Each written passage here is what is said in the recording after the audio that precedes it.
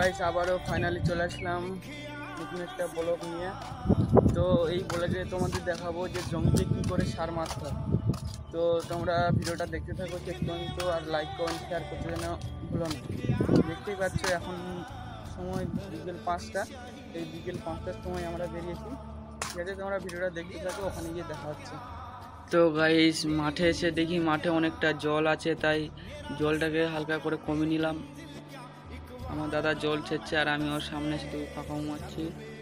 তো জল ছেঁচার পর সারটাকে একটা পাত্রে ঢেলে নিলাম। তো গাইস সারটাকে ঢালার পর এবার চললাম সার মারতে।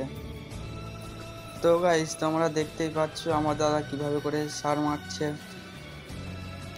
তো গাইস সার মারার এখনও কিন্তু অনেক পদ্ধতি আছে, সেগুলো আমরা তোমাদের দেখাইনি, সেগুলো দেখাবো তোমাদের পরবর্তী একটা ভিডিওতে।